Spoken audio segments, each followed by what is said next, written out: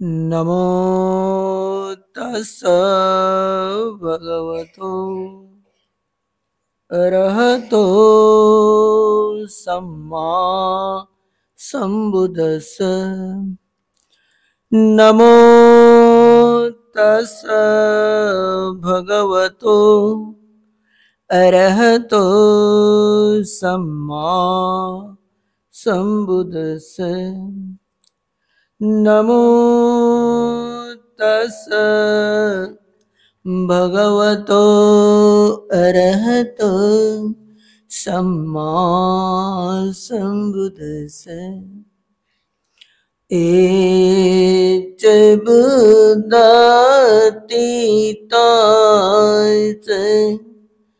H Buddha अनागता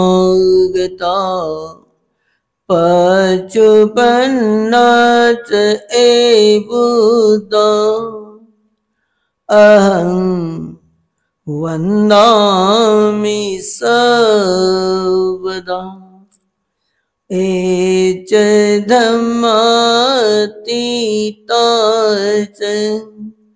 H धम्मा अनागता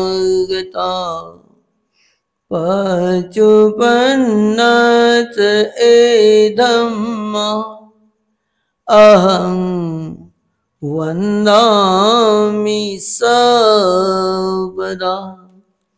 H संघातीताच H संघाय अनागता पचुपन्नाच ए संगा अहं वन्दामि सर्वदा। महादयो महासतो बोधि मूले निषेध्यं पंचमारे पराजित्वा पतो सम्भोतिमुत्तमम्। एतेन सच्चवदेन सोतिते होतु सर्वदा। एतेन सच्चवदेन सर्वदुःखाभया रोगा शोको अंतराय विनश्यतु। एतेन सच्चवदेन होतु ते जय मंगला।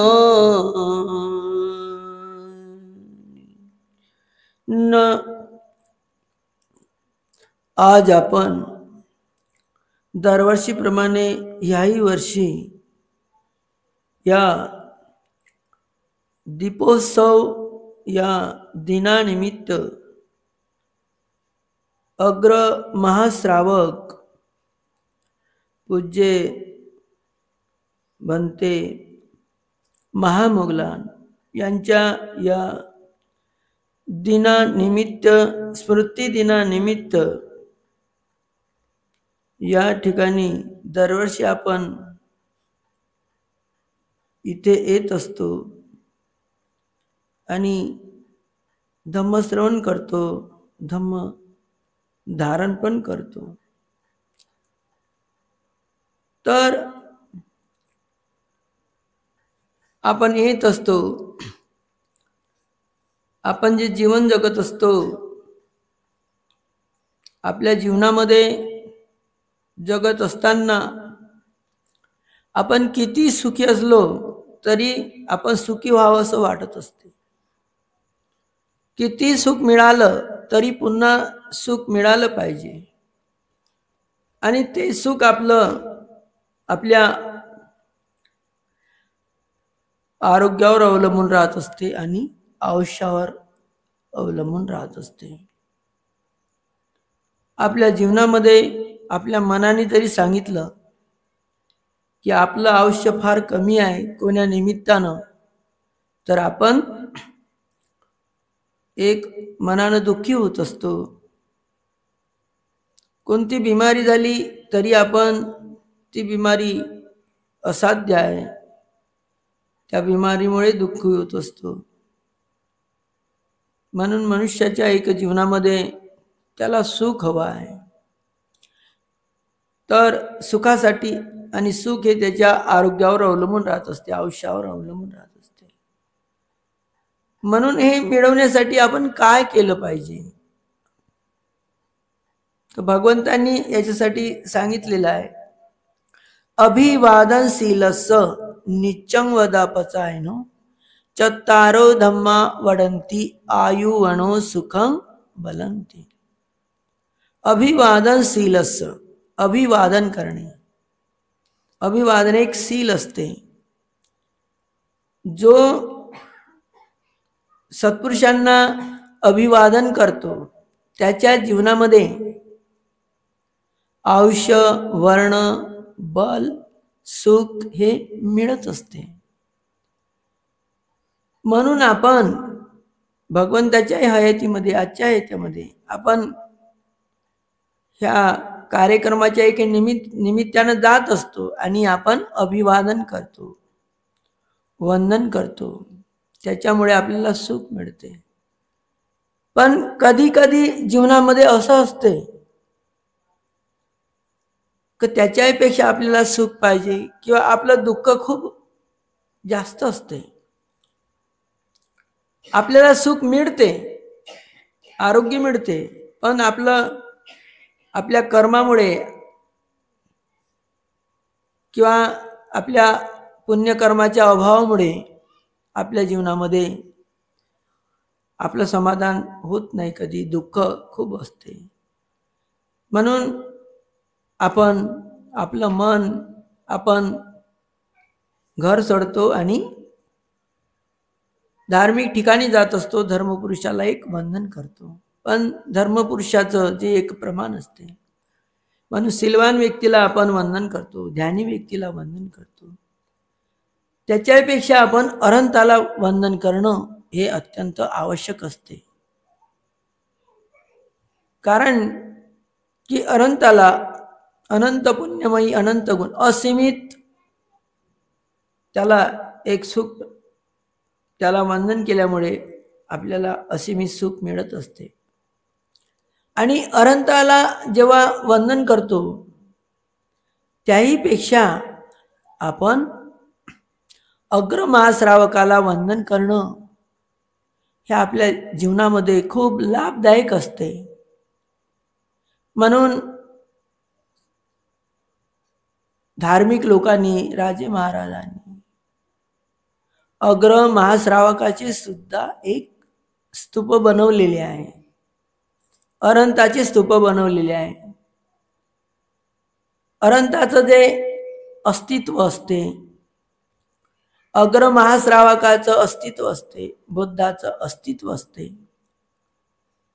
म्हणून जे चैत्य बनत असतात, स्तूप बनत असतात, या मनुष्य लोकांसाठी जे उपासक असतात, उपासिका असतात, चिरंतिष्ठतु सद्धम्मो, चिरकालपर्यंत मनुष्याला एक धम्माचा लाभ होण्यासाठी, बल मिळण्यासाठी.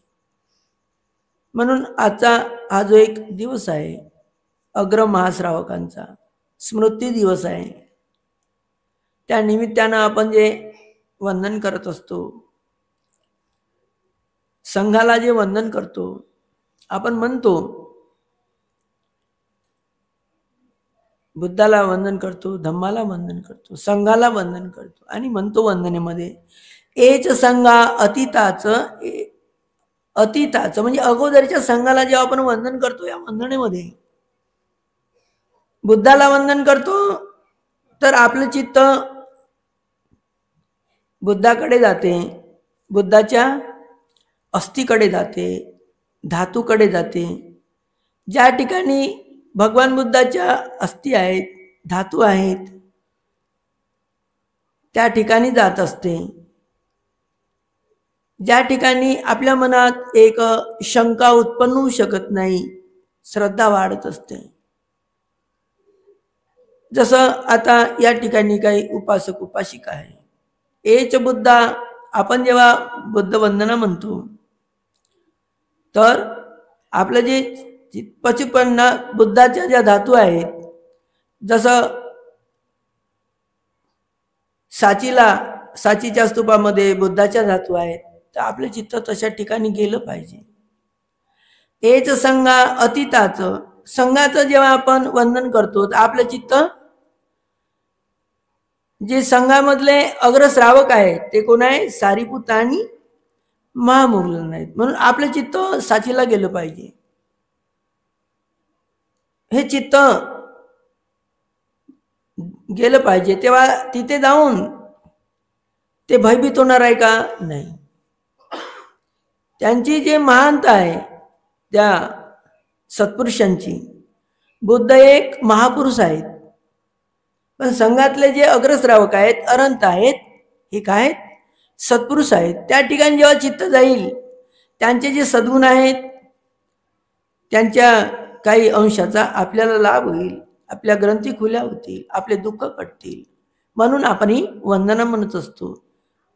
वंदनेमध्ये खूप सारा लाभ आहे, ठीक आहे, म्हणत असतो.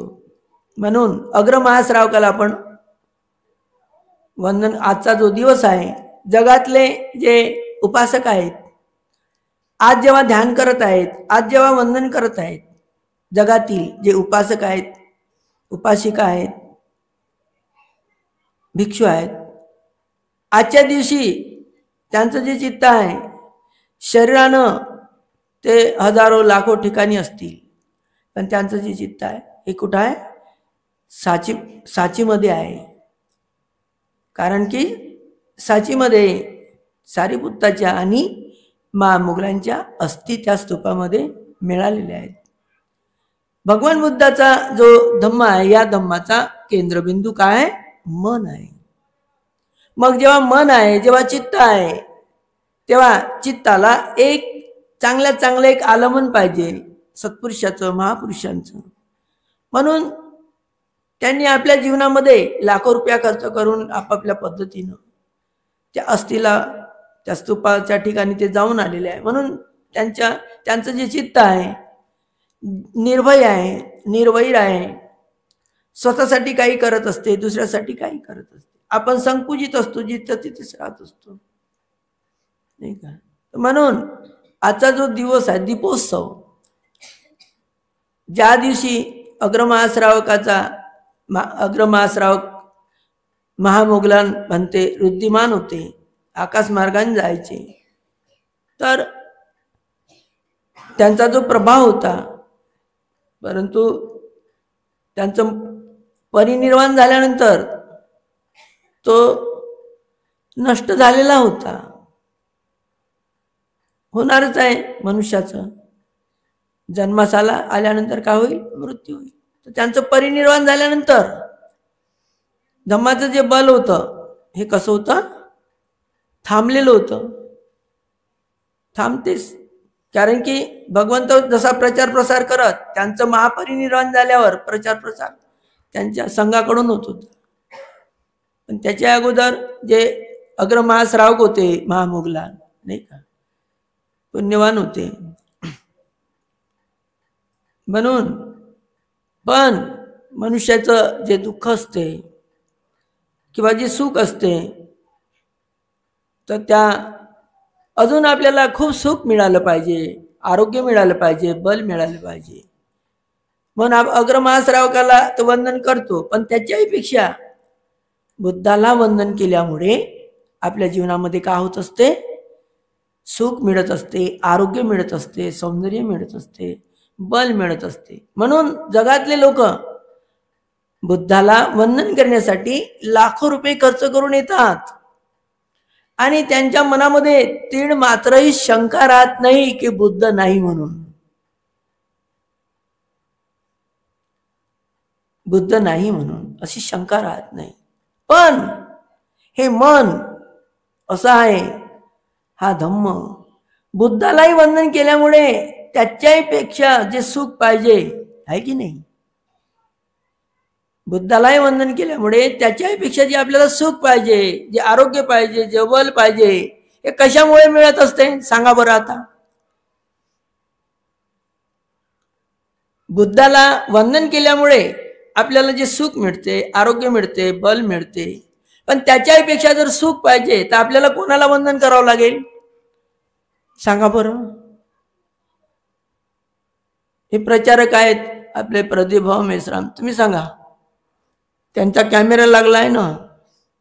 जागतिक लेवलच्या भंतेजीचे प्रचारक आहेत, आहे की नाही. मी जाग्यावरचा भंतेजी आहो, मी जाग्यावरचा आहो. तर म्हणून सांगतो की आपल्याला बुद्धाला, भगवंताला वंदन केल्यामुळे आपल्याला सुख मिळते, शांती मिळते, आरोग्य मिळते. पण त्याच्यापेक्षा जर जास्त सुख पाहिजे तर आपल्याला कोणाला वंदन करावं लागेल सांगा बरं. हात वर करून एखाद्यानं. नाही सांगता येत ना, त्यालाही नाही सांगता येत, त्याला कॅमेरा लावता येते. तर म्हणून आपली जी वंदन आहे त्याच्यातच उत्तर आहे की आपण जे म्हणतो एच बुद्धा अतीताचं, अगोदरचे बुद्ध जे झाले त्याला वंदन केल्यामुळे आपल्याला असीमित, बुद्धालाही वंदन केल्यापेक्षा नाही का सुख मिळत असते, शांती मिळत असते. पण आपलं मन जे अगोदरचे जे बुद्ध होऊन गेले त्याचं काय प्रमाण आहे, त्याचं काय अस्तित्व आहे, त्या अस्तित्वाचं आपल्या समोर काय प्रमाण आहे, तेव्हा प्रणाम होईल ना. प्रणाम आपण कुठेही केला तिथं प्रमाण नसलं तर त्याच्यामध्ये शंका निर्माण होईल. आणि प्रमाणासाठी अस्तित्व पाहिजे, अस्तित्वासाठी काहीतरी एक स्थान पाहिजे आपल्या चित्तासमोर, आपल्या नजरेसमोर. आणि याची जाणीव तुम्हाला व्हावं म्हणून डॉ. आंबेडकरांनी एवढे महान परिश्रम करून आपल्याला या धम्माची जाणीव करून दिली. आणि तो संपूर्ण धम्म सार रूपानं, विशेष रूपानं या वंदनेमध्ये समावलेला आहे. तुम्हाला पालीमधून म्हणता येत असते पण तुम्हाला त्याचं आकलन होऊ शकत नाही. म्हणून बुद्ध धर्माचा केंद्रबिंदू मन आहे. आणि मनाचा विकास करणे, मनाचं शुद्धीकरण करणे हा बुद्ध धम्माचा हेतू आहे. या बुद्ध धम्माचा हेतू काय आहे? मनाचं शुद्धीकरण करणं आहे. मनाला जे मन जे दूषित आहे, जे मलिन आहे, जे कमजोर आहे त्याला बलवान बनवणं. तर मग कसं होईल? म्हणून मनाला बल मिळालं, मन रोगी नसलं पाहिजे. शरीर तर मन न रोगी होण्यासाठी आपल्याला बुद्धाला वंदन करावं लागेल. आणि अतीत एच बुद्धा अतीताचं. म्हणून जगातले लोक लाखो रुपये खर्च करून येतात. आज आपली लायकी आहे, आपल्या पूर्वजांची तेवढी क्षमता नव्हती. डॉ. आंबेडकरांच्या धर्मांतरामुळे आपल्याला उद्योग मिळत आहे, आपला जो पैसा काही ना काही आहे आपण ठरवलं तर ते ठिकाण आहे बुद्ध घ्यायचं. जगातले लोक येतात, डोळे खोलून वंदन, डोळे खोलून ते ध्यान करतात. त्यांचं चित्त बोधी वृक्षाच्या मुळाशी असते. आणि त्या ठिकाणी त्यांना सिद्धार्थ गौतमाचं एक स्मरण होत असते की माझ्या भगवंतांनी इथेच बुद्धत्व प्राप्त केलेलं आहे. आणि जे अगोदरचे जे बुद्ध आहेत, काश्यप बुद्ध, कोनागमन आणि कुकुसंद, ह्या तिन्ही बुद्धांनी सुद्धा त्या ठिकाणी बुद्धत्व प्राप्त केलेलं आहे. आणि त्यांचं जे बल आहे, जे कुकुसंद, कोनागमन आणि काश्यप बुद्धांनी त्या जागेवर जे ज्ञान प्राप्त करून जे बल निर्माण केलेलं आहे, ते बल पुन्हा मानवतेच्या कल्याणासाठी बुद्धांनी पुन्हा तिथं ध्यान केलं.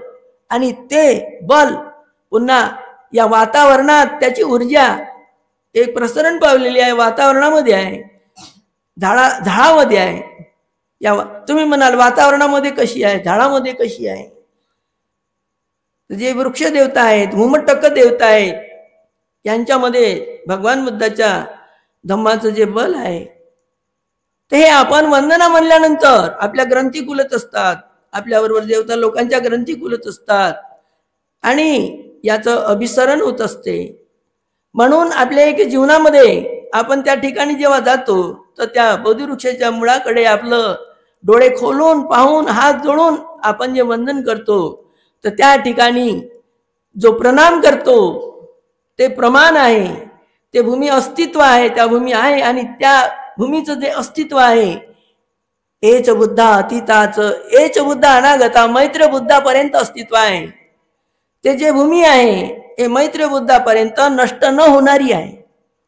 या भूमीचं जे मर्यादा आहे हे 5 बुद्धांतर आहे असा त्यांचा एक दृढ विश्वास असतो. आणि आमचे सुद्धा अनेक जन्म झालेले आहेत त्या भवचक्रामध्ये, असीमित जन्म झालेले आहेत आणि असीमित जन्म घ्यावं लागेल आणि असीमित पुण्यकर्म करावे लागेल. म्हणून त्यांचा जो वीर्य बल आहे असं देखाव्यासारखं नाही आहे.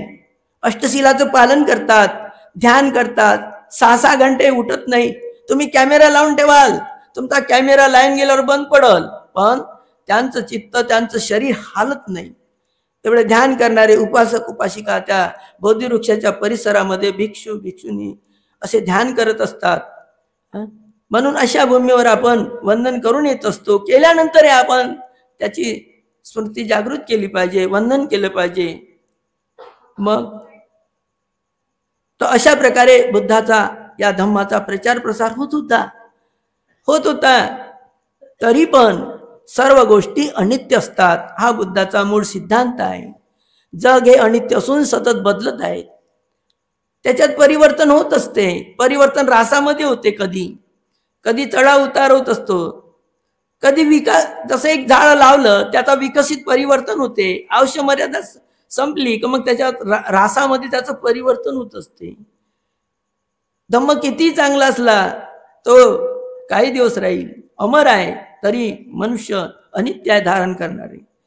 म्हणून अशा प्रकारे धम्माचा ऱ्हास झाला. ऱ्हास होता होता अस्तित्व होतं. पण जेव्हा सम्राट अशोकाचा जेव्हा जन्म झाला ते वयात आले आणि सम्राट झाले. सम्राट म्हणजे या संपूर्ण जम्बूद्वीपातील जे राजे होते त्या राजाचा तो एक प्रमुख राजा झाला. जेव्हा तो राजा झाला आणि बुद्ध धम्माविषयी त्याच्या मनात आस्था निर्माण झाली तेव्हा त्याला असं वाटलं की मला हे जे आयुष्य मिळालं आहे, हे नवीन आयुष्य मिळालेलं आहे, जे आरोग्य मिळालेलं आहे, जे सुख मिळालेलं आहे, हे खरोखरच एक अलग आहे. पण जसं मला मिळालं मग मी या जम्बूद्वीपाचा एक प्रमुख सम्राट आहो. मला जे सुख मिळालं, जे आरोग्य मिळालं, जे बल मिळालं हे प्रत्येक माणसाला मिळालं पाहिजे. या जम्बूद्वीपातील कोणताही मनुष्य यापासून वंचित राहू नये यासाठी मी काय करू शकतो. अशा प्रकारे त्या सम्राट अशोकाचं ध्यान चालत होतं नेहमीच. ते त्याला एकच उत्तर मिळत होतं की मला भगवान बुद्धाच्या अस्थी आहे, धातू आहे, त्या प्रत्यक्ष डोळ्यानं पाहता येत असते. मी त्याला वंदन करतो आणि वंदन केल्यामुळे माझ्यामध्ये जे ऊर्जा निर्माण होत असते त्यामुळे माझं आयुष्य वाढत आहे, माझं बल वाढत आहे, मला सुख वाढत आहे. पण ही संधी भगवान बुद्धाच्या अस्थीला वंदन करण्याची ही संधी या जम्बूद्वीपातील प्रत्येक मानव प्राण्याला मिळाली पाहिजे. यासाठी मी काय करू शकतो. ती संधी त्या काळामध्ये जरी बुद्ध जन्मास आले तरी ती सीमित होती. कारण की भगवान बुद्धाच्या अस्थिवर फक्त 8 किंवा 9 स्तूप बनलेले होते. म्हणून त्यांनी धाडस निर्माण केलं. अनंताला फार मोठ्या करून चित्तानं विचारलं, त्यांनी विनंती केली आणि त्या अस्थिवर. आणि भगवान बुद्धाचा धम्म एवढा विशाल आहे की त्यांचे जे प्रवचन आहेत हे 82,000 आहेत आणि जो संघ आहे त्यांचे प्रवचन जे उपदेश आहेत हे 2,000 आहेत. म्हणून 84,000 या भगवान बुद्धाच्या प्रवचनाला प्रत्येक मनुष्य प्राण्यांनी भूलू नये, या मानवतेनं भूलू नये. म्हणून 84,000 स्तूप बांधण्याचा त्यांनी मनात संकल्प केला आणि या संपूर्ण जम्बूद्वीपातील 4ही दिशेमधील त्यांनी त्यांची जी करुणा होती, मैत्री होती, नजर होती, चित्त होतं, असं करुणेनं ध्यान केल्यानं ते भ्रमण करत राहायचं. तेव्हा त्यांनी या जम्बूद्वीपातील 84,000 शहर निवडले, नगर निवडले प्रामुख्यानं, आणि त्या ठिकाणी स्तूप बांधण्यास सुरुवात केली. स्तूप बांधले आणि त्यांना माहित होतं तर ह्या भगवान बुद्धाच्या धम्माचा जो एक प्रकाश आहे, हे जो सारीपुत्त आहे, महामोगलान आहे, हे उजवे हात, ज्या दिवशी महामोगलांचं महापरिनिर्वाण झालं त्याच दिवशी त्या ठिकाणी जे अरहंत होते, भिक्षू होते, या जम्बूद्वीपात, संपूर्ण जम्बूद्वीपामध्ये जेव्हा स्तूप तयार झाले आणि त्याच दिवशी त्यांनी दीप प्रज्वलित करून पुन्हा धम्म प्रकाशमय केला, तो दिवस होता हाच आहे. ते दीपोत्सव म्हणजे दिवाळीचा दिवस. हा दुसरा तिसरा नसून भगवान बुद्धाच्या नंतर या स्वर्ण युगाची पुन्हा एक गतिमान झाला हा दीपोत्सव. म्हणून याही दिवशी हा खेड्याचा परिसर जरी आहे तरी भविष्यामध्ये येथील जे सत्व जन्मास येणार आहेत त्यांना हा मिळाला पाहिजे, म्हणून हा एक दिवस निवडलेला आहे. तर म्हणून जगातील ज्या लोकांना एक धर्म मिळत असतो ते लोक स्वतःच्या आई वडिलाला, संपत्तीला, कोणत्याही गोष्टीला महत्व न देता सम्राट अशोकाला एवढे महत्व देत असतात की त्यांच्यामुळे या संपूर्ण जम्बूद्वीपातच नव्हे साऱ्या पृथ्वीवर एक धम्माचा प्रचार प्रसार होत आहे. म्हणून जगातील लोकांनी म्हणजे जो वर्ल्ड हेरिटेज म्हणजे बुद्धगयाला प्रथम क्रमांक न देता साचीला प्रथम क्रमांकाचा जे दान येते तिथल्या विहारासाठी येत असते. म्हणून आपल्या जीवनामध्ये आपण जे नवबौद्ध झालेलो आहोत, आपल्याला त्या साचीचं एवढं आपल्या हृदयामध्ये एक महत्व आपण एक स्थापन केलं पाहिजे की ज्या डॉक्टर आंबेडकरांमुळे आपल्याला जो एक धम्म मिळाला, पण त्या डॉक्टर आंबेडकरांचा जो एक जन्म झाला हा साचीपासून महू हे ठिकाण फारसं दूर नाही. म्हणजे धम्माचं बल कसं असते हे आपल्याला, आणि आपण आपल्याला भाग्यवान समजलं पाहिजे, पुण्यवान समजलं पाहिजे की आपण जसं साचीला जात असतो तर कधी तिथून त्या ठिकाणाहून सुद्धा आपण एक वंदन करून येत असतो. म्हणजे धम्माचे जे बल असते हे काही आपण डोळ्यानं पाहू शकत नाही, कानानं ऐकू शकत नाही.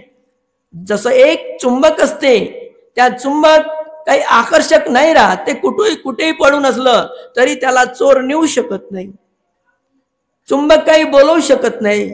पण चुंबकामध्ये जे आकर्षणात्मक जी ऊर्जा असते, जी शक्ती असते या पृथ्वीतली, ती त्याच्यामध्ये असते प्रथम क्रमांकाची. या पृथ्वीमध्ये जे अर्थिंग आहे, जे बल आहे, ते धातू या पृथ्वीतील ऊर्जा स्वतःमध्ये खिचत असते. ते चुंबकामध्ये जे बल आहे ते बलच्या चुंबकातलं आहे, पण या पृथ्वीतलं जे बल त्याच्यामध्ये प्रथम येत असते आणि त्या चुंबकानंतर आपल्यामध्ये येत असते.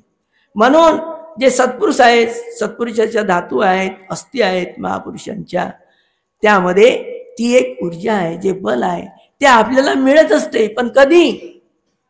उपासकंवा उपासिकंवा, आपल्याला अष्टशिलाचं पालन करावं लागेल.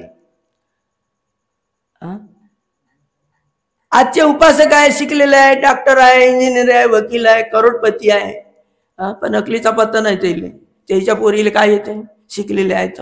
ते विशाखा किती 7 वर्षाची होती, तिच्या मनात कसा संकल्प झाला, आणि तुमच्या बाप तेवढे माय बापात एवढे करोडपती आहेत, लखपती आहेत, अजाड येत नाही तुम्हाला. काय तुमची सुधारणा आहे?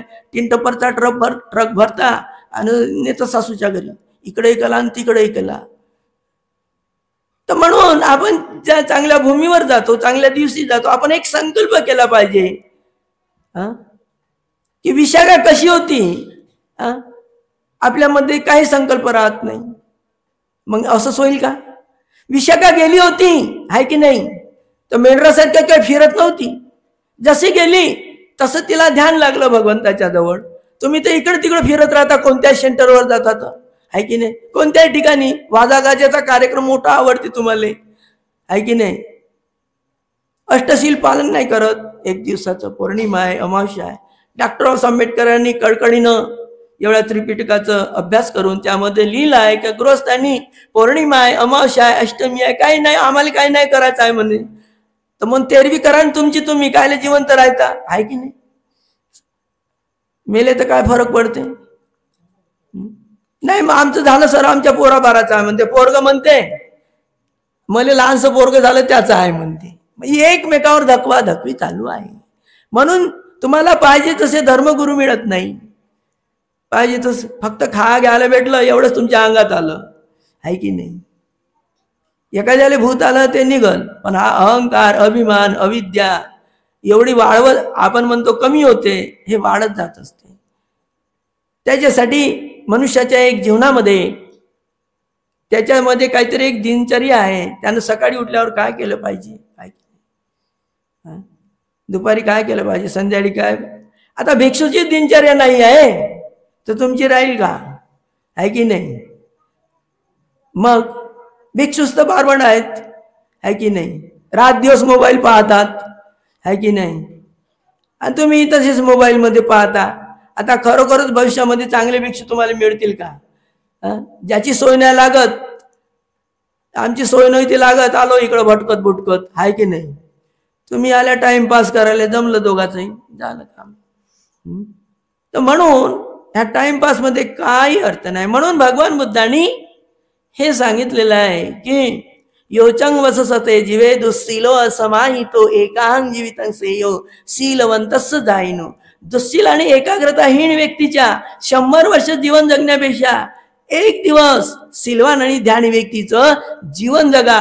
हजारोच्या संख्येने तुम्ही उपस्थित राहता, त्या हजारोच्या संख्येतून एक शीलवान दिसत नाही, ना भिक्षू दिसत, ना उपासक दिसत, आहे की नाही? मग काय तुम्ही धर्म प्रकाशित करा, आहे की नाही? तर म्हणून आपल्या एक जीवनामध्ये जगामध्ये काय घडत आहे, चांगले कार्यक्रम पाहता येत नाही तुम्हाला, बिनफालतूच पाहत असता, आहे की नाही?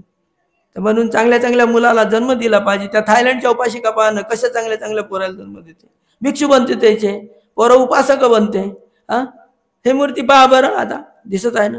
आता पहा बरं, तुम्ही तुमच्याजवळ मोबाईल आहे आणि व्हॉट्सअप आहे प्रत्येकाजवळ. त्या मोबाईलमध्ये तुम्ही सर्च करा की आंबोळ्याला आहे अशी मूर्ती कुठं आहे, काय नाही का? तुम्हाला कुठं दिसते काय या भारतामध्ये? मी असं नाही म्हणत का ती नसल बा म्हणून, मी नाही म्हणतो का, नाही. पण याच्यापेक्षा मोठी असल किंवा याच्यापेक्षा असल तर तुम्हाला नाही पाहता येईल, हे नाही पाहाल तुम्ही इथून गेल्यावर. मनातल्या मनात म्हणा चांगली मूर्ती आहे बस झालं, आहे की नाही? मग भगवान बुद्धाची महापरिनिर्वाणाची जी मूर्त आहे हे तुमच्या पुण्यकर्मामुळे आलेली आहे. हे तुम्ही समजलं पाहिजे. परिनिर्वाणाच्या वेळेस भगवान बुद्धांनी जो उपदेश दिलेला आहे, नाही का, तो उपदेश वयं धम्मा संखारा अपमादेन संपादित, सर्व अनित्य आहे. आणि शेवटच्या वेळेस, नाही का, शेवटच्या वेळेस आनंदाने जे विचारलं तो भगवान आता तुम्ही जेव्हा आहे तिथं आहे, तर खूप सारे लोक येतात, नंतर कोणी एवढ्या प्रमाणात येणार नाही. तेव्हा भगवंतांनी म्हटलं नाही आनंद, माझ्यानंतरही ज्या उपासक उपासिकेच्या मनात श्रद्धा राहील, त्या श्रद्धेनं स्वतःचं शील वाढवण्यासाठी, ध्यान वाढवण्यासाठी, सुख वाढवण्यासाठी, जीवन संपन्न करण्यासाठी या 4 ठिकाणी येतील, नाही का? बुद्धगया, सारनाथ, कुशीनगर, लुंबिनी. तर त्या ठिकाणी तुम्ही म्हणता नाही नाही मी आता जायच्या तयारीतच आहो, पोराचं लग्न करीन आणि मग सुनेसोबत घेऊन जाईन, आहे की नाही? किती अक्कल आहे तुम्हाला? तर म्हणून काय तुम्हाला सुख मिळेल? हसल्यानं तुम्ही सुखी व्हाल, हात जोडल्यानं सुखी व्हाल का, आहे की नाही? म्हणून जीवनामध्ये भगवंताने सांगितलं हे कशासाठी, एवढे तुम्ही मरणार नाही असं तुमच्याजवळ लिहून आहे काय? नाही आहे ना. म्हणून जगातले लोक स्वतःचं कर्तव्य करून मरतात आणि तुम्ही कर्ज घेऊन मरता. या देशातले लोक स्वतःच्या जनावरासारखे मरता. जनावर जसं असते, जनावराला धर्म नाही, धर्मगुरू नाही, धार्मिक ठिकाण नाही, धार्मिक वेळ नाही, धार्मिक दिवस नाही. आता तुमच्या जीवनामध्ये तुम्हाला धर्माचं महत्व नाही, धार्मिक ठिकाणाचं महत्व नाही, धर्मगुरूचं महत्व नाही, तुमची गिनती कुठं होईल आणि कसं तुमचं मरण होईल, आहे की नाही? म्हणून मनुष्य म्हणून जन्मास आले, मनुष्य म्हणून जगले पाहिजे आणि मनुष्य म्हणून मेले पाहिजे, यासाठी डॉक्टर आंबेडकरांनी हा एक धम्म दिलेला आहे. म्हणून आपलं जे महत्व आहे हे कोणता माणूस किती जन्मास येईल आणि तो किती म्हणाल या देशातला, तरी आपलं महत्व तो घेऊच शकत नाही. आपण जन्मास आलो, आपला मृत्यू हा एक अटळ आहे, पण इतर प्राण्यापेक्षा आपला जो मृत्यू आहे हा कसा आहे, चांगला होणार आहे. पण तो चांगला आपण का करू नये हा महत्वाचा मुद्दा आहे. मनुष्याच्या सुखाची अथवा दुःखाची जी परिणिती आहे ती त्याच्या अंतिम श्वासामध्ये आहे, अंतिम श्वासामध्ये आहे. आणि अंतिम श्वास हा त्याचा अशांत चित्ताने गेला तर त्याचं जीवन सफल झालं का? नाही. पूर्ण जीवन आपलं पूर्ण जीवन आता आपल्या पूर्वजांचं होतं, आपलंही थोडंफार आहे. आपण जन्मास आलो, खूप मेहनत घेतली, मेहनतीचं फळ मिळत नाही. आपल्या जीवनात आपलं स्वागत होईल असं आपण शिक्षण शिकतो, आपलं नाही होत, आपल्या ठिकाणी दुसऱ्याच होते. आपल्याला न्याय मिळत नाही मिळत, ठीक आहे, स्वागतही नाही मिळत, संरक्षणही नाही होत, दुसऱ्यांना सर्व सवलती आहेत. पण जेव्हा मृत्यू येईल, मृत्यूच्या वेळेस कोणाचा श्वास शांत चित्तान जाईल? कोणाचा जाईल? जे लोक त्या सुखात पडले, ज्यांच्यामध्ये स्वतःच्या सुखासाठी दुसऱ्याचं वर्ष, त्यांचा श्वास शांततेने जाईल का? नाही. आपण काही नाही केलं, धर्माचं आचरण जरी नाही केलं, पण आपल्या मुळातच अशी एक प्रवृत्ती बनलेली आहे का स्वतःचं जीवन जगण्यासाठी दुसऱ्यावर अन्याय करायचा नाही. एक रिक्षा चालवणारा असेल तरी हे जे चित्त झालं हे कशामुळे झालं? हे डॉक्टर आंबेडकरांच्या धर्मांतरामुळे झालेलं आहे. मग आपला जो मृत्यू आहे, दम टाकत आपला माणूस रिक्षा चालवत असेल, परंतु शांत चित्ताने त्याचा मृत्यू होईल, कारण की स्वतःचं जीवन जगण्यासाठी त्यानं दुसऱ्यावर काही अन्याय केलेला नाही. म्हणून आपली एक प्रमोशन झालेलं आहे डॉक्टर आंबेडकरांच्या धर्मांतरामुळे. मग इतर आपली गतिमान करण्यासाठी जेवढं डॉक्टर आंबेडकरांनी आपल्याला धम्म दिला, जेवढं धम्म दान देण्याचं महत्व आहे, तेवढं त्यांनी जो एक ग्रंथ लिहून ठेवला, ग्रंथ लिहित असताना डॉक्टर आंबेडकरांना किती आजार होता, तरी तो पूर्ण केला. म्हणून तो ग्रंथ आपण वाचला पाहिजे. कोणाला विचारलं नाही म्हणते, घरी घेऊन आहे म्हणते, कोणाच्या घरी नाही आहे. आणि कोणी घेतला असेल तर वाचला नाही, आणि वाचला असेल तर दुसऱ्याला प्रश्न करासाठी आहे की नाही, अकलीचा पत्ता नाही, पूर्ण वाचायचा तयार नाही. त्याच्यामध्ये कशाने काय होते आणि कशाने काय होते आहे की नाही. किती काही जागतिक लेवलचा कार्यक्रम होते तो रामदिगीचा, आणि तिथं विचारलं तर काही शेत नाही आहे की नाही, कोणी कोणाजवळ जात नाही. तर म्हणून आपल्या एक जीवनामध्ये आपण जन्मास आलो आहे की नाही, तर आपल्याला मनुष्य धर्माची एक ओळख आहे की त्याला धर्मगुरूची जाणीव होते, धार्मिक ठिकाणाची जाणीव होते. तर म्हणून आपल्या मनात संकल्प निर्माण झाले पाहिजे. जे होते ते संकल्प आपण केले पाहिजे, आणि जे नाही होत ते केले पाहिजे. जे होते ते करू, आणि जे नाही होत ते केले तर ते करण्यासाठी प्रयत्न करू, नाही का. अष्टशिलाचं पालन नाही होत, करणं होते करायचं, ध्यान करायचं. बुद्ध्यान धम्मामध्ये सांगितलेलं आहे, ध्यानही शिकवलेलं आहे, सर्व गोष्टी शिकवल्या, पण आपण संकल्पच करू नाही. ते जनावराचं जीवन, ज्याला संकल्पच नाही आहे ते जनावराचं जीवन आहे. तो भिक्षू राहो किंवा तो जागतिक लेवलचा राहो आहे की नाही, त्याला काही अर्थ नाही आहे, कारण त्याच्या दिनचर्याच नाही आहे. जशी जनावराला दिनचर्या नसते, कोणत्या वेळेस काय वगैरे कसं कधी उठलं पाहिजे, कधी काय केलं पाहिजे. तर म्हणून मनुष्य म्हणून जन्मास आलो, मनुष्य म्हणून आपल्या पुण्यकर्मामुळे आपल्याला धर्म मिळाला. आपण धर्मरूपी रथाचं एक चाक बनलो पाहिजे, नाही का. एक चाक म्हणजे उपासक बनलो पाहिजे. आणि अशा पवित्र दिवशी आपण संकल्प केले पाहिजे, आपल्यामध्ये बल तयार झालं पाहिजे. यासाठी या सर्व गोष्टी असतात, नाही का. म्हणून या निसर्गात जे बल आहे त्या बलाचा आपल्याला अष्टशिलाच्या माध्यमानं एक लाभ होत असतो. तर तो कसा होत असतो? उपवासाच्या एक निमित्तानं हे आपल्याला एक समजलं पाहिजे ना. पौर्णिमास आहे, अमावस्या आहे, अष्टमी आहे, किती सायंटिस्ट झाले तर त्याच्या तारखेवर काही त्या समुद्राला भरती ओटी आणू शकत नाही. आणतील काय? किती समुद्राला जी भरती येते, जी ओट येते, कशामुळे येत असते? कशामुळे येत असते? चंद्राच्या गुरुत्वाकर्षण शक्तीमुळे येत असते. अशाच प्रकारे आपल्या जीवनामध्ये जे काही 4 महाभूत आहे याच्यामध्ये घटकाची चढव उतार होत असते. आपण जर अष्टशिलाचं पालन केलं तर अष्टशिलाचं पालन केलं, आर्य उपोषित केलं पाहिजे. आपण भगवंतानी आता आम्हाला तुमची स्तुती करावं लागते की उपोषित करा. उपोषित नाही आहे, आर्य उपोषित आहे. आर्य उपोषितामध्ये आर्य अष्टांगिक मार्ग समावलेला आहे. त्याच्यामध्ये शील आहे, समाधी आहे आणि प्रज्ञा आहे. जेव्हा आपण समाधीचा अभ्यास करू, नाही का, समाधीचा अभ्यास करू, तेव्हा शरीर आणि मनाची एकाग्रता साधल्यावर या पृथ्वीमध्ये जे गुरुत्वाकर्षण शक्ती आहे त्यामुळे आपल्या शरीरातील बऱ्याचशा ग्रंथी काय होतात, म्हणजे शुद्ध होत असतात, जे रुकावट आहे. म्हणून भगवंतानी हे म्हटलेलं आहे की धम्म फार मोठे एक औषध तयार आहे. आज जागतिक जगामध्ये खूप काही मोठे बिमार लोक आहेत, खूप मोठे सायंटिस्ट लोक आहेत, नाही का, खूप तज्ञ लोक आहेत. पण त्या तज्ञ लोकांच्याही औषधामुळे बिमाऱ्या दुरुस्त नाही झाल्या. त्या भगवान बुद्धाच्या धम्मामुळे बिमाऱ्या दुरुस्त झालेल्या आहेत. भगवंताच्या काळात दुरुस्त झालेल्या आहेत, आजच्या काळात दुरुस्त होत आहेत, हजारोच्या संख्येने दुरुस्त होत आहेत. आमच्या सानिध्यातले सुद्धा भरपूर उदाहरणं आहेत. म्हणून आम्ही तुमच्या यासाठी इथे या प्रशिक्षण सेंटरची एक सुरुवात झालेली आहे, नाही का.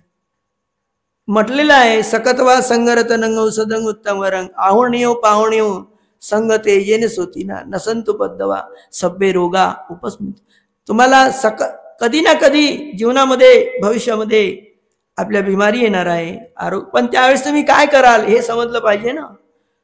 तुम्हाला संघानुसती करता आलं पाहिजे. संघानुसती करासाठी तुमच्या जीवनामध्ये संघाला तुम्ही कधीतरी दान दिलं पाहिजे, वंदन केलं पाहिजे, तेव्हा संघानुसती होत असते. या संघाचं त्या ठिकाणी एक अर्थ समावलेला आहे. तर म्हणून आपण जे उपोषित करत असतो, पौर्णिमा आहे, अमावस्या आहे, अष्टमी आहे, हा भगवान बुद्धाचा जो एक धम्म आहे, आपल्या जीवनामध्ये आपल्याला लाभ झाला पाहिजे. तर कोणता लाभ झाला पाहिजे? शील लाभ, चित्त लाभ आणि दृष्टी लाभ. नाही तर मोबाईलचा लाभ रात दिवस, नाही का. लाभच कोणता झालेला आहे? तुम्हाला मोबाईलचा लाभ झालेला आहे. काय उपासिका तर म्हणते, पहिलं उपासक म्हणत होते दारू सोडून देईन, तुले सोडून देईन पण दारू सोडणार नाही. आता आमची उपासिका म्हणते तुले सोडून देईन पण मी मोबाईल सोडणार नाही. म्हणजे कशी चांगली गोष्ट आहे. असे आमच्या उपासिका आहेत, आहे की नाही. मग कुठं धर्म जाईल आपला. तर म्हणून आपल्या एक जीवनामध्ये आपल्याला हा जो धम्म आहे, या धम्माचं काही भगवंताच्या काळामध्ये हा जो धम्म आहे, या धम्माचं आम्ही रक्षण करू, नाही का. असं कोण म्हटलं, कुठं म्हटलं, का म्हटलं, या प्रश्नाचं उत्तर सांगा बरं तुम्ही. भगवान बुद्धाचा धम्म भगवान बुद्धाच्या हयातीमध्ये आहे ना, आहे की नाही. पण हा जो धम्म आहे, भगवंताला असं कोणीतरी म्हटलं आहे काय, भगवान आपल्या धम्माचं आम्ही रक्षण करू, नाही का, असं म्हणलं आहे का? म्हणलं असेल तर कुठं म्हणलं आणि का म्हटलं, नाही का. सांगा बरं आता तुम्ही हात वर करून, एवढे प्रवचन ऐकतात, आहे की नाही. मग माहीतच नाही तर तुमच्या धम्माचं रक्षण तुमच्यामध्ये जो धम्म आहे त्याचं रक्षण कोण कराल, नाही का. तर म्हणून भगवान बुद्धाच्या धम्माचं रक्षण कोण करू? जे धम्माचं पालन करतील, आहे की नाही, ते धम्माचं रक्षण करतील. म्हणून बोधिसत्वाचं रक्षण कोण केलं? सिद्धार्थ बोधिसत्वाचं रक्षण कोण केलं हे माहित पाहिजे ना. कोण केलं? महामायाचं रक्षण कोण केलं, आहे की नाही. वाचता तुम्ही तिथं, महामायाचं रक्षण कोण केलं? सिद्धार्थ बोधिसत्वाचं रक्षण कोण केलं? चतुर्माराजिक देवता लोकांनी केलं. बुद्धी आणि धम्मामध्ये आहे की नाही. मग तिला आंघोळ करून दिली ना, वाचता की नाही. महामायाने स्वप्नामध्ये, आहे की नाही, तिला आंघोळ करून दिली, तिची आंघोळ करून दिली. कोण? चतुर्माराजिक देवता लोकांनी मानसरोवरावर, हिमालयाच्या पर्वतावर, आहे की नाही? आणि त्याच देवता लोकांनी भगवान बुद्धाचं आम्ही रक्षण करू. राधा प्रसन्नजी त्यांना नाही म्हटलं, कारण का ते अरे जे जिवंतच राहत नाही ते रक्षण करतील काय? म्हणून बुद्धायन धर्मामध्ये हा गंभीर विषय डॉ. आंबेडकरांनी टाळलेला नाही आहे. जशाचा तसा आहे, जसा ग्रंथामध्ये आहे तसा आहे. आपण म्हणतो बाबासाहेबांनी नाही म्हणलं, ते नाही म्हणलं, मग त्याच्यात काय टाळाटाळ केली? तिथं लिहिलेलं आहे शील लाभ म्हणजे काय, चित्त लाभ म्हणजे काय, दृष्टी लाभ, याच्याकडे आहेच नाही लक्ष. फक्त एक लक्ष आहे, मोबाईल कमीत कमी किमतीचा आहे, हा कधी खराब होईल दुसरा कधी घेईल. आणि रातभर कसा पाहिजे, रातभर पाहण्यासाठी हा मोबाईलची बॅटरी उतरली नाही पाहिजे, पहिलं चार्जिंग कसा करून ठेवीन. म्हणजे हे तुमची सवय आहे. तर काय तुमची दुरस्ती आहे? असं लिहिलं आहे का भिक्षू बनल्यावर तो फक्त सुगतीलेच जाते? भगवंतानं असं लिहिलं आहे का कितीतरी काशाय वस्त्र गळ्यात टाकणारे भिक्षू अधोगतीला जात आहेत. मग त्याचे लक्षण काय आम्हाला ओळखायला येत नसतील का? त्याला वाचवण्यासाठी प्रयत्न केला, तो म्हणते मला मरू द्या, जाऊ द्या अधोगतीले. मर बाबा, काय करायचं आहे? ऐका, पण इथं नको मरू, या चांगल्या ठिकाणी नाही मरू देत, तुले हकालपट्टी करावं लागेल मग त्याची, आहे की नाही? तो म्हणाल की इथंच मरतो. काय ठेका घेतला याचा, त्याला इथं मारा. तर म्हणून जीवनामध्ये असं लिहिलं आहे का, चिवर घेतलेला हा, ज्यानं चिवर घेतला हा सुगतीलेच गेला आहे, असं बुद्धाने सांगितलं. सांगा बरं कोणता उपासक म्हणते तो चिवर घेतल्या म्हणजे तो गेला सुगतीले, असं लिहूनच आहे का? धम्मपदातला साधा ग्रंथ आहे, त्याच्यातच लिहिलेलं आहे का कितीतरी काशाय वस्त्र टाकणारे लोक अधोगतीच्या मार्गावर आहेत. मग त्याचे लक्षण आम्हाला सांगताच येत नाही. आम्ही भेटतो, आम्हाला सांगितलं तर आम्हाला उपाशी मारायला म्हणतो आम्ही, आहे की नाही? त्याचे लक्षण जर आमच्यातच दिसले तर आम्हाला जेवण द्याल का? आम्हाला वंदन कराल का? नाही. आम्ही जगलो, आम्ही अधोगतीला गेलो तरी चालते, पण जिवंत असेल दिलं पाहिजे तुम्ही, म्हणून आम्ही ते नाही सांगत, आहे की नाही? मग टाइमपास होते ना जीवनामध्ये. तर म्हणून टाइमपास नाही झाला पाहिजे. म्हणून त्या शील लाभ चित्त लाभ हा गंभीर विषय आहे की नाही? शील लाभ चित्त लाभ याच्याकडे जर लोक वळले असते, भिक्षू वळले असते, तर त्यांनी असे सेंटर निर्माण केले असते, धोका नसता दिला समाजाला. जमिनी घेऊन ठेवल्या, धोका दिला समाजाला, आहे की नाही? त्याचा शीलावर विश्वास नाही, शीलावर विश्वास नाही, म्हणून ध्यान लागत नाही. ध्यान नाही तर दृष्टी लाभ नाही, शील लाभ नाही, चित्त लाभ नाही. हे त्याचे उत्तर आहेत, आहे की नाही? म्हणून आपल्या एक जीवनामध्ये शील लाभ चित्त लाभ त्याच्यात लिहिलं आहे. चित्त लाभामध्ये चित्ताची एकाग्रता होते, आणि दृष्टी लाभामध्ये त्याला असं वाटते आई आहे, वडील आहे, आहे की नाही? आपले आई आहे, वडील आहे. कोणते आहेत? मेले तेही आहे, जिवंत आहेत तेही आहेत, आणि पुढचेही आई वडील आहेत कमीत कमी, असा त्याचा विश्वास बन. जे अगोदरच्या जन्माचे आई वडील आहेत हे धम्मपदातच लिहिलं आहे. आता या जन्मातले आई वडील आहे, आणि पुढचे जन्म आहेत ना, अनंत काय झाले काय? जेव्हा अनंतच नाही झालं तर माझे अनेक जन्म आहेत. मग अनेक जन्म आहेत तर बिना आई वडिलांना जन्म होतील काय? आपले जे पुढचे जन्म आहेत म्हणजे पुढच्या जन्माचे आई वडील आहेत. आता जन्म घेतलेले आई वडील आहेत, याच्या अगोदर जर आपला जन्म झाला असेल त्याचेही आई वडील आहेत या वातावरणामध्ये. तर मग आहेत ना, पण ते कसे मिळाले पाहिजे? चांगल्यात चांगले मिळाले पाहिजे आई वडील, नाही का? असे कसे मिळाले मेंढरासारखे तर होईल का? धर्माकडे नेणारे पाहिजे, धर्मगुरूकडे नेणारे पाहिजे, नाही का? बुद्ध गयाला नेणारे पाहिजे कमीत कमी. आता भगवंताच्या काळात पायदळ जायला लागत होता, तर 3 दिवसात जाणं नव्हते ना, आहे की नाही? तरी मेंढरासारखे आई वडील आहेत की नाही या उपासक उपासिकायचे? म्हणून नेते काय त्या साध्या बुद्ध गयाचं वंदन करून आणता येत नाही, आहे की नाही? पण आता त्या केळझरच्या ठिकाणी 70 65 64 मुलं आहेत, आहे की नाही? त्याचं काय पुण्य आहे काय नाही, तर योगावर ते 70 मुलं कमी वयात बुद्ध गयाला वंदन करून येत आहेत, रस्त्याने आहे जाता, आहे की नाही? पहा किती लहान मुलं आहेत, काही 11 वर्षाचे आहेत, काही 10 वर्षाचे आहेत, काही 12 वर्षाचे, 14 वर्षाचे, 15 वर्षाचे. चिवर घेत पहा, चिवरामुळे त्याचा एक लाभ झालेला आहे की नाही? उपासक उपासिका संघाने त्यांना बुद्ध गयाला नेलं, वंदन करून आणलं, वंदन करून आणत आहेत, नाही का? म्हणजे बुद्धाला वंदन करण्याचं किती जीवनामध्ये महत्व आहे, हे आपण मरून जाऊ, नाही का, तरी समजत नाही. ऐकून समजत नाही म्हणजेच आपण कानानं बहिरे आहोत, डोळ्यानं आंधळे आहोत, डोळस असून आपण आंधळे आहोत. म्हणून हे आंधळेपणा आपली थोडीशी दूर केली पाहिजे, संकल्प केले पाहिजे. तर म्हणून हे जे उपोषण आहे, पौर्णिमा आहे, हे शील लाभ, आई वडील आहे, चांगल्या कर्माचं चांगलं फळ आहे, वाईट कर्माचं वाईट फळ आहे. दररोजचे चांगले कर्म करता येते. वंदना दररोज म्हणणं हे चांगलं कर्म आहे. वंदना म्हणणं हे काय ध्यान आहे, आणि वंदना म्हणणं एक दान पण आहे. बुद्धानुसती धम्मानुसती या कर्मष्ठान आहेत वंदना. आणि दान कसं आहे, आपण जेव्हा वंदना म्हणतो, या परिसरातील ज्या वृक्ष देवता आहेत, भूमटक देवता आहेत, त्या धम्म विसरलेल्या आहेत 2500 वर्षापासून, त्यांना स्पष्ट येत नाही. पण जसं आपण नेहमी नेहमी म्हणत राहू तर त्यांची सुधारणा होत असते. त्या आपल्याला मदत करत असतात, नाही तर सुरुवातीला त्रास देतात.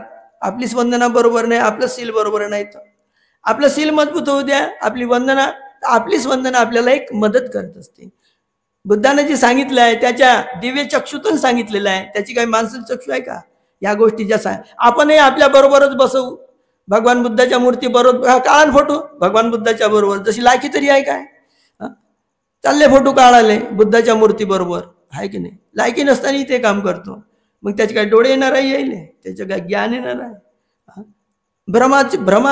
भ्रमाची निर्मिती करणं, भ्रमाला वाढवणं, आपणही वाढवणं, आपल्या मुलाबाळाला सांगणं वाढवणं काय आहे? तर म्हणून आपल्या एक जीवनामध्ये शील लाभ, चित्त लाभ आणि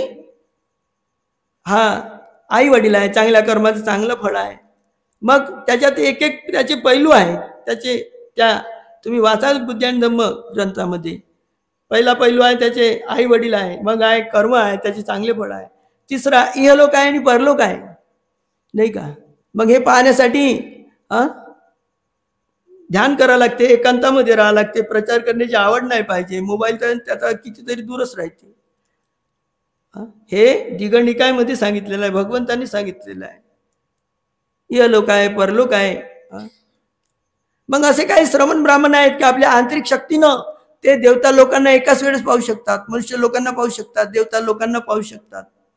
असे काही श्रवण ब्राह्मण आहेत. आणि मनुष्य श्रोतापन्न पण आहे. हे जशाने तसे शब्द मी तुम्हाला सांगतो. पण ज्याचा विश्वास नाही हे नाही सांगतील, जे तुमच्या डोक्यात जे बाहेर जाते ना ते सांगतील, अरे बापरे काय मोठा बनते जी, आहे की नाही? मोठा तेवढा खोटा आणि बड्डावरचा गोटा, याच्या पलीकडे काहीच नाही आहे की नाही? म्हणून तुम्ही भ्रमात, मी भ्रमात, भ्रम वाढवणार. धर्मगुरू भ्रम वाढते आणि उपासकही त्याला साथ देते, आहे की नाही? म्हणून नवीन धर्मगुरू चांगले कसे मिळतील तुम्हाला? नाही मिळू शकत. धोक्यात जीवन राहील. म्हणून जे राहते ते राहते. पण या तपोभूमीवर आले, आहे की नाही, 1000 याचे 100 साले, 50 साले, 10 साले, आहे की नाही, तरी भगवंतांनी हे सांगितलेलं आहे की 100 दुःशील व्यक्तीपेक्षा एका शीलवान व्यक्तीनं धम्म ऐकला तर तो धम्म धारण करल. दुःशील व्यक्तीनं धम्म ऐकला तो काय धारण करल? पण 100 व्यक्तीतून 10 व्यक्ती जरी ध्यानी निघाले, नाही का, तरी 100 व्यक्तीचं काही काम नाही. 10 व्यक्तीचं, आणि 10 व्यक्तीतून एक जरी प्रज्ञावान निघाला तरी तो लाखो लोकांना काय करतो? धम्म सांगू शकतो, आदर्श होऊ शकतो, प्रेरणादायक होऊ शकतो. तर धम्म एक पुढे जाऊ शकतो. तर म्हणून आपल्या एक जीवनामध्ये आपण चांगले संकल्प केले पाहिजे, अष्टशिलाचं पालन केलं पाहिजे. वर्षातून कधीतरी या भूमीवर आपण एक ध्यान केलं पाहिजे. हा एक स्मृती दिवस आहे. दरवर्षी कधी ना कधी आपण उपासक या ठिकाणी, आहे की नाही, 64 मुलांनी ध्यान केलेलं आहे. चिवरामध्ये ध्यान केलेलं आहे. या ठिकाणी 64 मुलाची चिवर दिलेला आहे, प्रवृत्त झालेले आहे. ते आता चिवरामध्ये आहेत, केळझरमध्ये, आहे की नाही. अनेकांना धम्म मिळत आहेत. तर म्हणून तुम्हालाही धम्म मिळत आहेत. आपण म्हातारे जरी झालो तरी अनेक जाती संसारंग, नाही का, अनेक जन्म होत आहेत. म्हणून याला दृष्टीलाभ, मनुष्य जन्मात जर त्याला दृष्टीलाभ झाला नाही तो अधोगतीला जातो म्हणते भगवान. दृष्टीलाभ श्रद्धा नसाल तरी तो अधोगतीला जात असते. हे सदोगती. डोळे असून आंधळं काय आहे? बुद्ध गायला जाऊन वंदन करणं इथंच आहे ना. हे सोय अधोगतीचा रस्ता, दुसरा नव्हे. त्याला काय समजल? ऐकून ऐकून त्याच्या मनात श्रद्धा नाही, दुसऱ्या ठिकाणी तो अवाढव्य खर्च करेल, मी काय कमी आहो म्हणाल, आहे की नाही. पण त्या ठिकाणी नाही करत, त्याने अष्टशील पालन नाही करल. पौर्णिमा आहे, अमावस्या आहे, अष्टमी आहे, नाही पालन करल. भलत्याच गोष्टी लागल, रागात आम्हाला 2-3 दिवस उपाशी राहून जाईल. पण श्रद्धेनं त्याला त्याच्या शरीराचं शुद्धीकरण करण्याची तयारी नाही, मनाचं शुद्धीकरण तयार करण्याची नाही. तर म्हणून आपल्या या जीवनामध्ये, ह्या निसर्गामध्ये ह्या गोष्टी राहणारच आहेत. पण तुमचं मन, भंतेजी धम्म सांगत आहे, तुमचं मन कोणत्या श्रद्धेनं ऐकत आहे, तुम्ही काय निरीक्षण करताय, हे तुमचं तुम्हाला माहित आहे की नाही. म्हणून मनुष्याच्या मनामध्ये जे एक आवड असते, जे रुची असते धर्म ऐकण्याविषयी, नाही का, दुर्लभो सद्धम्म सवनं. तुम्ही ऐकत आहे आणि भंतेजी सांगत आहे, ही काय हवा नाही आहे की नाही. हवा आहे का नाही, ही वंदने त्याचं उत्तर आहे. की ज्यांनी तुमचे जे संकल्प आहेत, या भूमीवर येणाऱ्या लोकांचे फार कमी लोक आहेत, तरी त्याचे संकल्प आहेत, या भूमीवर त्याचे संकल्प पूर्ण होत आहेत. याच्या अगोदरच्या अनेक जन्माचे संकल्प पूर्ण होत आहेत. अनेक जन्माचे संकल्प कोणते आहेत, त्यांनी अनेक जन्मामध्ये एक संकल्प केला आहे की मनुष्याचं जीवन किती दुःख आहे, रोग आहे, बिमारी आहे, व्याधी आहे. याला पालीमध्ये म्हणत असतात, अद्दा इमाय पटिपत्या जाती जरा मरणम्मा परिमुच्च. आता वंदना म्हणताना तुम्हाला ते म्हणावंच लागेल ना, बुद्ध धम्म संघ वंदना म्हणल्यानंतर हा एक संकल्प आहे. या पुण्यकर्मामुळे मी जे वंदना म्हटली, यामुळे माझी जाती जरा मृत्यूतून सुटका होत. म्हणजे जन्मच होतील तुमचा, सुगतीमध्ये होईल, अधोगतीमध्ये नाही, त्याच्यामध्ये जास्त. असं करता करता मनुष्य लोक, देवता लोक, कधी धम्म, कधी बुद्ध, अशी मी जन्मानंतर तुम्ही मुक्त व्हाल. पण हे करण्यासाठी, एक संकल्प पूर्ण करण्यासाठी दुसऱ्या संकल्पाची आवश्यकता आहे. कशी? तुम्हाला म्हणून इमिना पुण्य कमेनं मामे बाल, हा दुसरा संकल्प आहे तुमचा. कोण्या तरी जन्मामध्ये तुम्ही मेहनतीनं कमाई करून, अष्टशील पालन करून तुम्ही दान दिलेलं आहे की या माझ्या पुण्यकर्मामुळे मला धर्मगुरू मिळो. ज्याचे ज्याचे पुण्यकर्म आहे ते ते लोक इशाराने येऊन जातील, आहे की नाही. आजच्या ज्या 2 मुली आल्या त्या ब्रह्मपुरीवरून, आल्यावर इथं विचार करत, आहे की नाही, जेवण त्याला म्हणलं इथं काय संध्याकाळी जेवण भेटत नाही.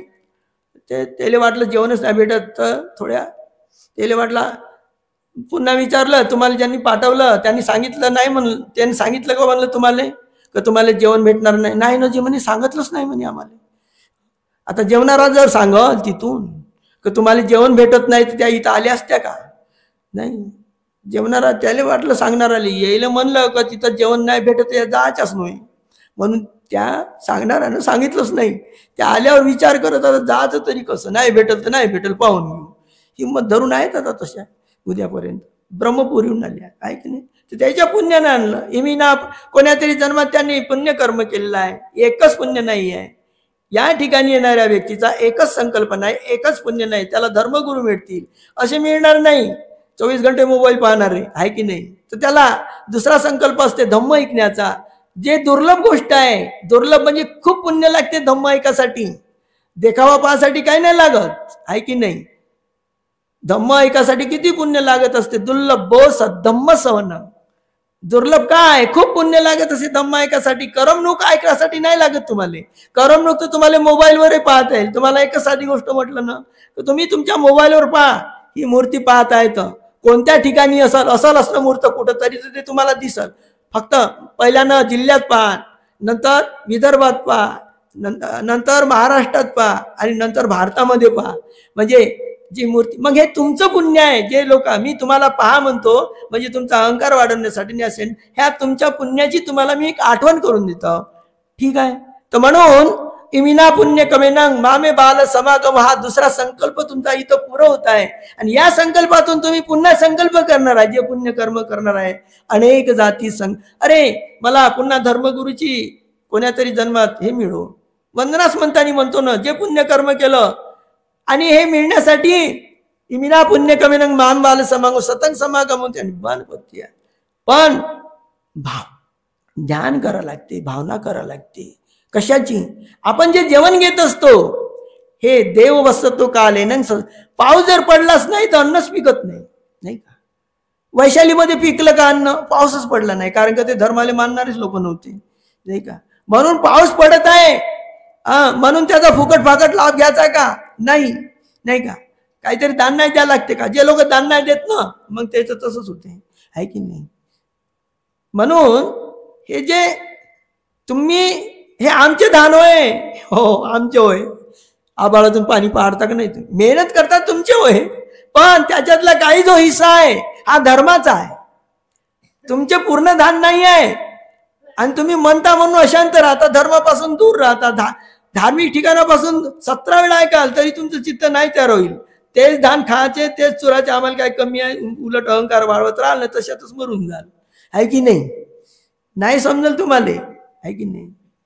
अहंकारा पागल बनवून टाकते माणसाले, नाही नशा चढवते, नाही का?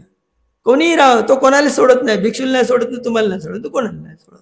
म्हणून देव वसतो कालेनं, नाही का? ही गाथा जेव्हा म्हणली वैशालीतील लोकांनी, मनातून म्हणली, मनात भाव निर्माण झाला, बुद्धाविषयी श्रद्धा निर्माण झाली, तेव्हा पाऊस पडला, तेव्हा दुष्काळ निघालं. नाही तुम्ही म्हणाल पण ते अंधश्रद्धेत नाही, ते देवता लोकांमुळे पाऊस येते का? आभारच नाही आलं तर, आहे की नाही? मग वैशालीचं उदाहरण पहा बरं, थोडक्यामध्ये सांगतो तुम्हाला. नाही, देव असतो कालेनं सस संपत्ती येत. सर्व संपत्तीच्या वाढीसाठी पाऊस पडणं आवश्यक आहे. आणि पाऊस पडण्यासाठी आपली देवता लोकांवर श्रद्धा असणं आवश्यक आहे. देवता लोकांवर श्रद्धा नसाल तर एक दिवस जाणून बुजूनही एवढा पाऊस पडेल तुमच्यात तर तुमचा धानच वाहून जाईल. मग म्हणाल कसं झालं आमचं? असं येऊन जाते, खूप पाणी येऊन जाईल आणि 1 वर्ष येणारच नाही. म्हणून देव वसतो कालेनं ह्या गोष्टीवरही हे लोक आहे, परलोक आहे, त्याचे काही कर्तव्य आहे, ते रक्षण करते आहे ना. पण आपण चांगले कर्म करू तर कर्मावर सिद्धांत कम्मस कोमी कम्म योनी कम्म दायादो कम्म बंधू कम्म पटी सरणू यम कम्मं करिसामी कल्याण बापा. माझं जे जीवन आहे, माझ्या मुलाबाळाचं, समाजाचं, हे चांगल्या कर्मावर आहे. हे आपली श्रद्धा जागृत नाही झालेली आहे. त्याला सकाळ संध्याकाळ वंदना मन, हे दान दे असं म्हणतच नाही. इतर देशातले लोक दान दे म्हणतात, दान घेणारा नसेल त्या पूजेमध्ये ठेवतात, एक बिस्किटचा पुडा ठेवतील, एक दानपात्र ठेवतील, 1 रुपया टाकतील. वर्षाचं तुम्ही कितीतरी दान कराल एका वेळेस म्हणलं तर, आहे की नाही? पण दररोजचा 1-1 रुपया टाकणं तुम्हाला जड जाईल. कारण म्हणून ते श्रद्धा वाढवण्यासाठी ते निमित्त पाहिजे. आपण स्वतः नाही करत, स्वतःच्या मुलाबाळा करून नाही करत, आणि मग फुकटचं लग्न केलं तर म्हणतो काहून केलं, आहे की नाही? तर म्हणून आपल्या या जीवनामध्ये काही गोष्टी आपण स्वतःच नाही करत. हे जनावराचं लक्षण आपल्यामध्ये. जनावरही नाही करत ना त्याच्या मुलाबाळाकडून, आपणही नाही करत. आपणही जन्म दिलेले पोरं आपणही जनावरासारखे जगतो. तर म्हणून आपल्या जीवनामध्ये पण तुम्हाला तुमचे पुण्यकर्मही असले, तुम्हाला खूप मोठा धर्मगुरू मिळाले, भगवंतासारखे मिळाले तरी धर्म नाही मिळत. त्या वैशालीतील लोकांना मिळाले, भगवान बुद्धासारखे भगवान मिळाले तरी धम्म ऐकता नाही आलं. किती कठीण गोष्ट आहे त्यांच्यासाठी.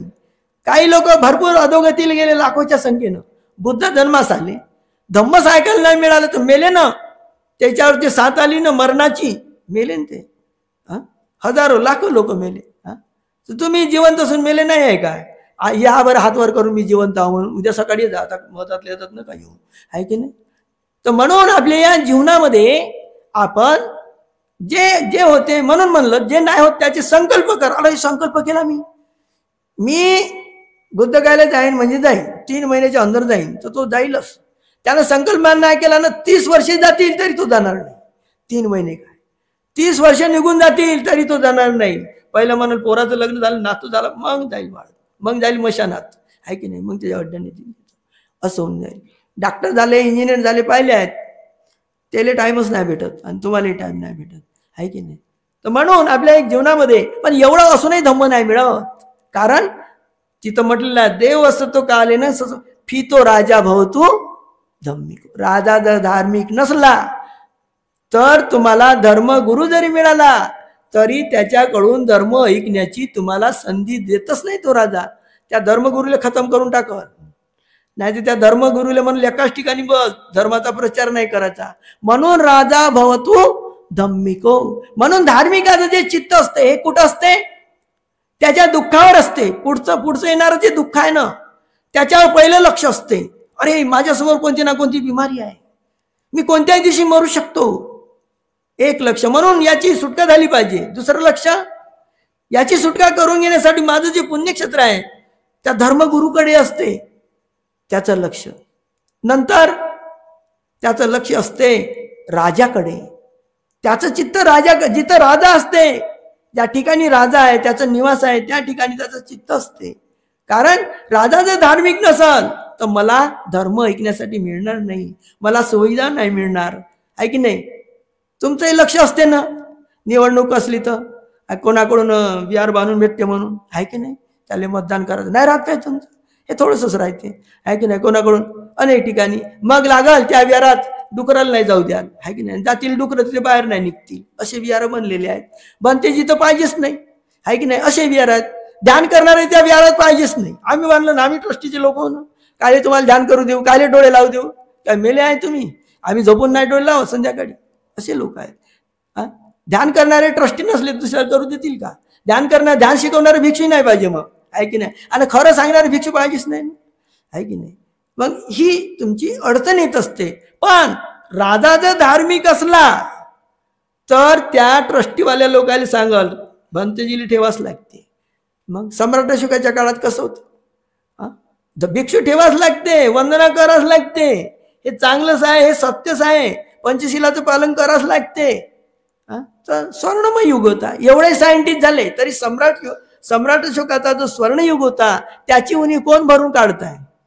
आणि एवढे आम्ही शिकलो तर भगवान बुद्धाच्या काळात जे अडाणी भिक्षू होते, कमी शिकलेले होते, त्याच्या बरोबर बसण्याची लायकी तरी आहे का आमच्यात. एवढे शिकून आहोत तरी आम्ही कुठं आमचं शिक्षण आहे, अचाड येत नाही, आहे की नाही. चौकात बसू शकत नाही, कोणत्या कट्ट्यात बसतो राहतो चिल्लावत, आहे की नाही. तर म्हणून तुमच्या जीवनामध्ये तुमच्या पुण्यकर्माचं तुम्ही स्मरण करा आणि तुमचं जीवन एक सफल करा. आज हा अमावस्येचा चंद्र, पौर्णिमेच्या दिवसाकडे याची वाटचाल होत आहे. आणि पुढची पौर्णिमा सारीपुत्त अग्र महाश्रावक, सारीपुत्ताचं सुद्धा एक स्मृती दिवस आहे. तो आंबोळ्याला होत असते, नाही का. आंबोळ्याला सुद्धा स्तूप बनत आहे त्या ठिकाणी या परिसरामध्ये. म्हणून भगवान बुद्धाच्या हा खूप चांगला परिसर आहे. आजच्या प्रसंगी आपण बरेचसे काही उपासक उपासिका आले आहे, काही शिबिर करण्याच्या एक निमित्तानं या ठिकाणी आलेले आहे. तर त्यांचं जे पुण्य आहे, जसं सिलवान व्यक्तीचं पुण्य असते 1000 पटीनं, त्याच्या लाखो पटीनं ध्यान करण्याचं पुण्य असते. आणि त्याच्यापेक्षा विपश्यना असीमित, अपमानभूत असीमित प्रज्ञा ही काय असते, असीमित असते. ज्यांचं चित्त विपश्यना करण्याचं असते त्यांचं पुण्य खूप असते. कारण की प्रज्ञा ही असीमित आहे, सीमित नाही. जसे बुद्ध अपमान बुद्ध, अपमान दोनो, अपमान संगो, पमानवंतानी हे सर्व प्रमाणित आहे. म्हणून त्याला या शरीरातील असीमित परमाणूची जाणीव होत असते.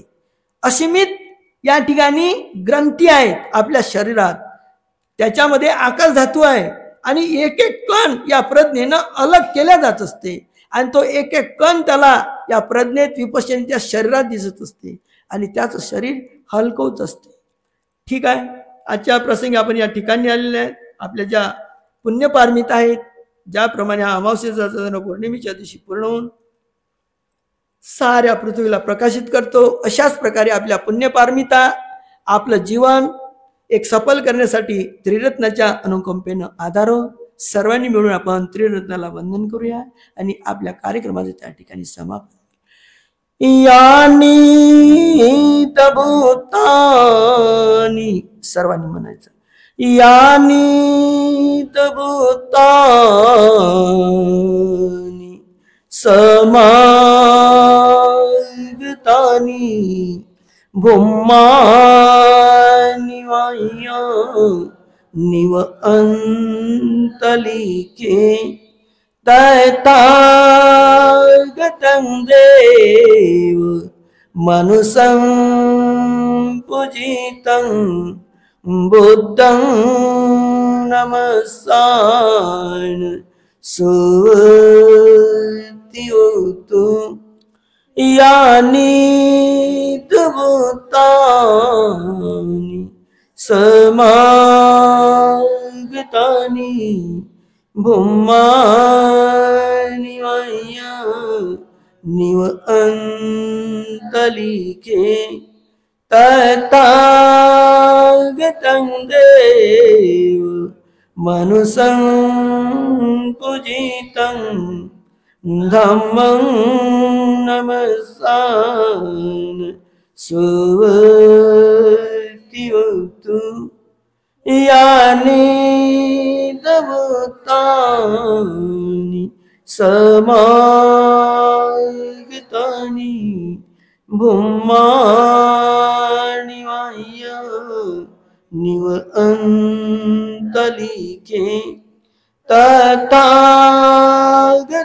देव मनुष्यं पूजितं संघं नमस्सामि सुवर्तिवतु भवतु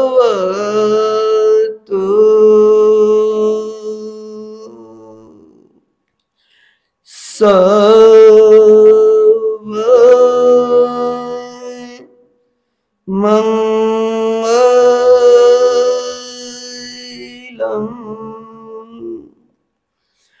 भवतु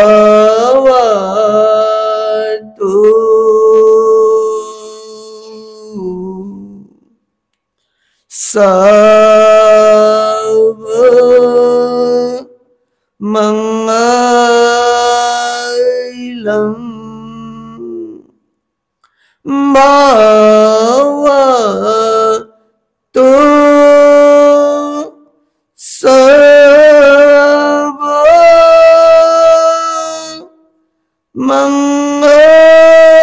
सर्वमङ्गलं साधु साधु साधु बुद्धं नमामि धम्मं नमामि संघं नमामि। सुखी हो सुखी हो सुखी हो।